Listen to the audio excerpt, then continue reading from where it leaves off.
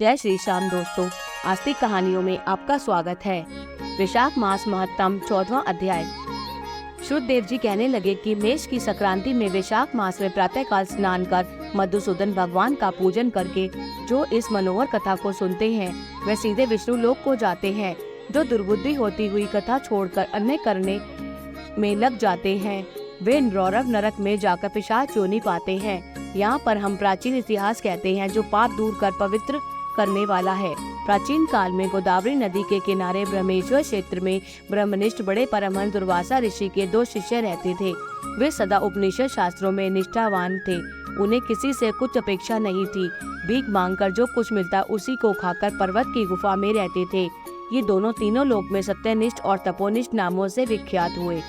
इनमें सत्यनिष्ठ तो सदा कर्मों को करता हुआ भगवान की कथा सुनने और सुनाने में तत्पर रहता था, परंतु पुण्य रूपी कथाओं की व्याख्या के सुनने सुनाने के समय संपूर्ण कर्मों को भी छोड़ देता था तथा कथा समाप्त होने पर अपने नित्य कर्म करता था। वह बिना कथा श्रवण किए अन्न ग्रहण नहीं करता था। अतएव जो मनुष्य ऐसी कथा सुनते हैं उनको जन्म के बंधन नहीं व्यापते और विष्णु भगवान में सच्ची भक्ति तथा स्नेह उत्पन्न होता है, अर्थी दूर हो जाती है और साधु महात्माओं में सुहृदता प्राप्त उत्पन्न होती है। सत्व बुद्धि से वेद में मति उत्पन्न होती है। निरंजन निर्गुण ब्रह्म उनके हृदय में आकर विराजते हैं।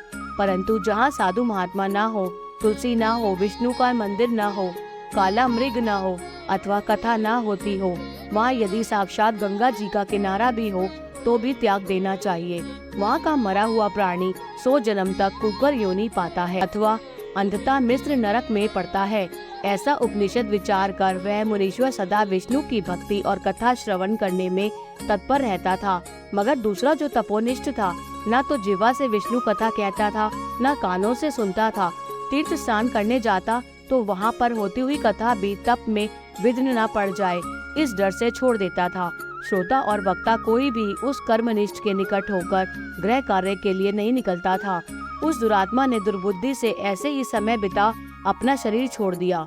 तब वह शमी के वृक्ष पर छिन्नकर्ण नाम का महाबलवान पिशाच हुआ। आश्रयहीन क्षुधा से व्याकुल हो उसका कंठ, ओष्ठ और तालु सूख गए। ऐसे ही अत्यंत दुखी हो अपने किए हुए कर्मों के ऊपर विचार करता हुआ वह उन्मत्त की तरह इधर उधर घूमता हुआ भटकता रहा। इस प्रकार 10 सहस्त्र वर्ष बीत गए। उसे अपना कोई रक्षक दिखाई नहीं देता था। उस अकृतात्मा की देह पर पवन अग्नि के समान लगता था, जल कालाग्नि के तुल्य और पुष्पादि विष के सदृश मालूम होते थे। इस प्रकार वह उस सुनसान वन में साधु संग तथा कथा से रहित स्नान में भटकता रहा। कदाचित देव योग से सत्यनिष्ठ पैठिन से पुरी से आया। मार्ग में उसने क्षुधा से अत्यंत पीड़ित और अत्यंत दुखी छिन्नकर्ण नामक पिशाच को देखा। उसे देख मुनीश्वर कहने लगे, डर मत, तू कौन है? तेरी ये दशा कैसे हुई? अब से आगे तुझे दुख नहीं होगा। सत्यनिष्ठ के ऐसे आश्वासन देने पर छिन्नकर्ण अत्यंत व्याकुल हो कहने लगा, हे प्रभु, मैं दुर्वासा का शिष्य तपोनिष्ठ नाम का यति हूँ। मैं ब्रह्मेश्वर क्षेत्र का निवासी हूँ।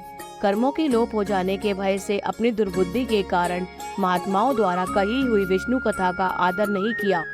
उसी कर्म के घोर परिणाम से मेरी मृत्यु हुई और छिन्नकर्ण नामक पिशाच बन दुख से अत्यंत व्याकुल हुआ।